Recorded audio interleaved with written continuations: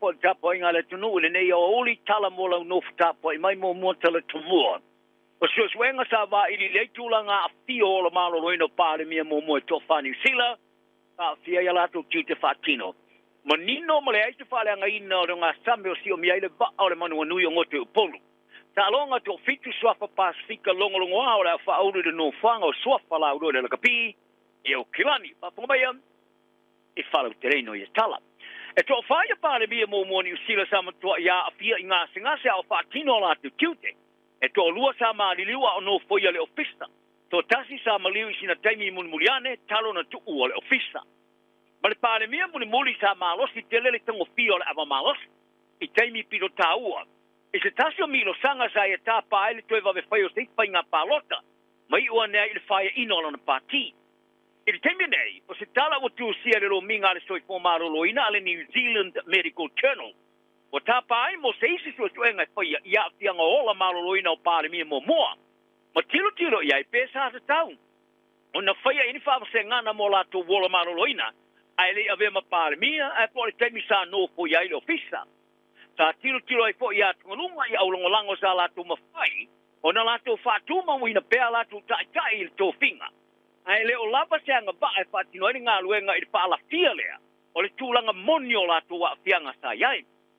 O le atu singa sa tu sia le Professor Nick Wilson o le University of Otago. E pe ona tala no ina le li sue whapitoa Dr. John Horrocks ma George Thompson. E le whatu plai o atu ngalunga whawa malo.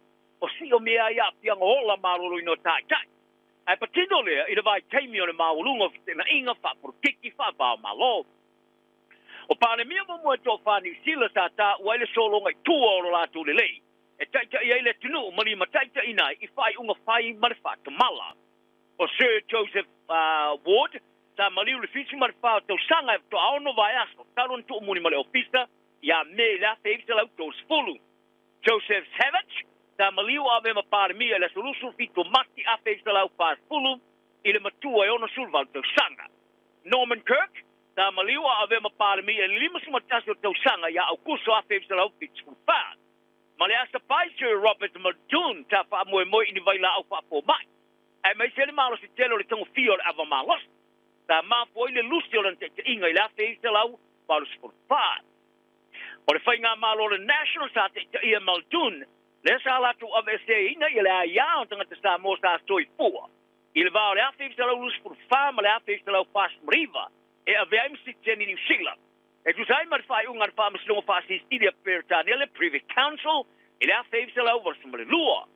O ia fo ile sai to e for si aina mati fa malo sia. Ia inga fa tino or fai nga malo ilumatu. Le sa ile fa te pito to te pastika overstay eva vel. O ilo ai ole John Rate. O swafa le asa pais o Muldoon ta fai ia ile la fango si umu ile a feivse la over tasi. O se whaatono se whare maliu i au kilani, wai e tā ua. Te tau ina whono whaatono le taulanga au kilani, ona vave. Wai ase la tū ngā yoinga. E tau tū mā i aile mana o mia telo whanua maliu. I le whanua tanu pito tele ini sila nei. O le whanua tanu i wai kumete i au kilani se sefo.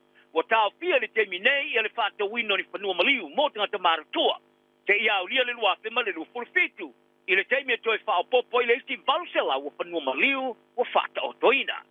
O le tamatai whaatono pale maliu Rachel Ben o i whalia. O se fuafuanga o le aapi ai ainga i au kilani se sefo. Mai e tā uai o le whanua tanu i waikomete. Tā iloa lama le whaasolo atu ina le eto e maua ni awa noa. A e whoringa mai. O lo whaiwhaianga pere whona whaatono o le taulanga o kilani i le whai o se ngai oinga. E siria ma le whitse furu afe. I e tangatu o lango mau nei i le whanua tanu e se lau ma le valu heka. Ia po le lua se lau ono se ono i a eka. Te lumai na whaavaina. I le afe valu se lau, valu sepulu ma le ono. O le tau sanga o le tala whaara tau o le tupe mai e le whae ungona masina nei ma amata mai eila solua o le nā vai aso.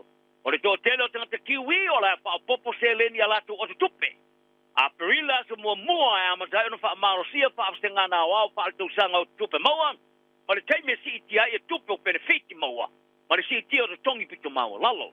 O benefiti o le a maua si tanga o le lua tima le lua pasene. Supa mo lau pensiona o le a maua si tanga o le toru pasene. O le tongi pito mawalalo le asi tia le tasi te simale 5%, i le lusu tau tala 5% le itu la.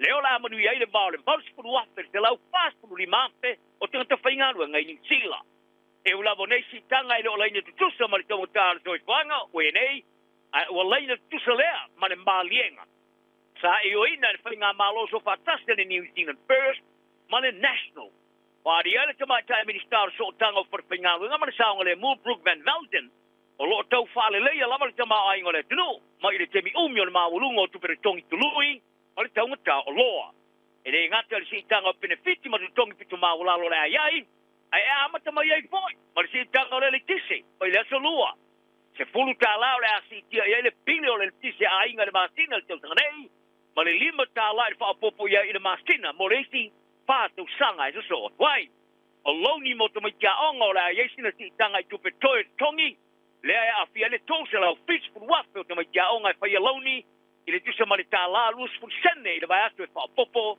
i tupe toi tongi o lo whaua o peona mate tuina le whaalabra tongo su enga whaasa in tise sa moa i lo ngā sami o si o mi aile vaa o spita ni sila le manua nui le olo ngoto le tala whaatai sa alo motu o polu e peona whaadi aile spita ni sila o le manua nui sa ngoto le masino o ketopa i le kausanga toluai o no o sese stea le au vaa Wadi ele tai au le fita ni sila Andrew Brown.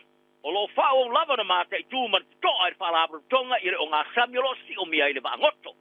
O ta wai o le ni poti le sami ma me olo le ngā te whale i leva o le sami o lo kilia to i le eise whale a ngaina. Wadi ele Brown o le whaafse ngana o le vangoto lo whaia e ni tangata whaapito tu mauti.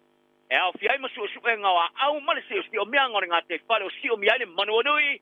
E pe so nyai a longo inai la tou mo isa step o le maro sa moe la tu te whai se whai unga i le me whai ale waa e gana Whadia Brown o lo ngā le lua iai whai ngā malo a tunu o e lua ia tāro tā longa e tō fitu i swafa pa speaker mua longolongo ai le laka pia o le a whauruino la tu swafa i le no whanga mo swafa la ulo i le laka pia le pa speaker le Malaya Eden Park i o Kilani le Master Folk o le whato a lua iai leo porkalame mo le whauruino swafa i le no whanga le Pacifica Rugby Hall of Fame Talu mai na whaavaina le sulu lua masino mawai.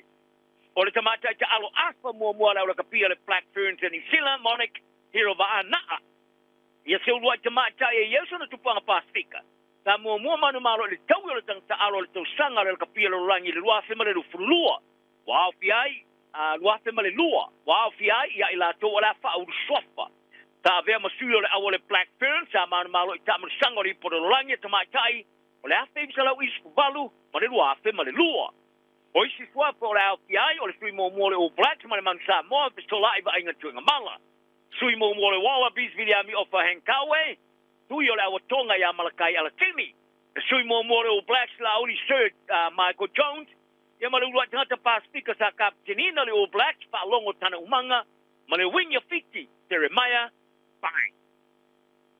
O se taso tamata alo mata ina lan ta alo le tausanga nei mo le moana Pasifika, ai o lea mata ina o le ta alo Karen tau moe peau. O lea ta ina fo ina iai oisi au. O tau moe peau o tō sina i ele tele o le tilo isi au, ma papolenga u fatu plaia, e le whaona ngoi atu isi au mai le moana Pasifika. E ulava o whai loa le whai a o ngā le moana Pasifika, whaalongo tana umanga ia, le whenga solo ai o tamata alo se vaenga le ngā solo ngole le kapi asto nei. Ai ua musu i la veola na au ma au e whaafai le lea tuai tama mo isi au le tupalaka pi Pasifika. Pari e whaalongo, e la tō le whaavai na tūlanga mo tamata alo i le awala e fitau i le lei matanga ta Pasifika. Ma mawai e tamata alo i awanoa, ta ta alo malo si ai. E tō lua i tamata alo pito le lei. Na le moana Pasifika o le tau sanga ruaf ma le futolu, o lusi atu isi au e au fia i levi au moa.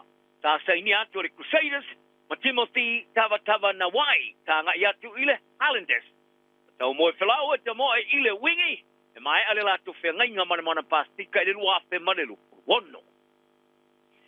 Wa whamau nia no ka pia le Liona Peritania mai alandi, o le latu tālonga mua o le latu malanga tā miloane Australia. E tā aloai ma le au fili le First Nations, ia po le au fili le ata maa poliki Australia, ma tamata alo Pasifika. O le ata alo le au musiane ma le au fili a poliki ma le Pasifika i le Malaya le Marvel Stadium, i mele pone le sulusfulu lua iulai. O le tālonga suia i le tālonga sa mua foina e whaia ma le au, a le Melbourne Rebels, leo wa whata api. E to tolu e tamata alo e tu panga pastika le ave mamaanga mo santo papitoa o loi o le pro day i le University of Florida i saute i lumo tanga testa ilia tamata alo mo au tons malelua o le tamar sanga o le kapifa Amerika ale NFL o le sui mo le Wallabies tonen peitaia tamata alo le kapiliki mo Australia laitia mo si drege pa pe malaki tasi o le au ia i tamai whaia la tu whakainga a o mata i tuina e sui o kalapu. Ni potiar vai talo le NFL News. O ia tamata alo sta ave mavai ngor por kalame mo tamata alo fa va malo. E sa ili ainyo la tu wa no ile NFL. Le wo ilo ai o le International Player Pathway Program. Ile no fanga wa o ngale IMT Academy of Florida. Ile se fulu vai aso mavai. O le por kalame lava foi lea sa awa ia piai. Le alo sa mo Australia la lo le NFL Jordan Mailata. Le o talo nei le awala Philadelphia Eagles. Le ulua i tama Australia o man malo le champino le Super Bowl. Le sa faya ia February o te sanei. O peteia, o tolsu tasta longa fai taulia o ta aloai mo le awala Wallabies. I o talo nau ni aso. Ma o ta umai le ngangor whamang loai mar palo loai. Manuia le so.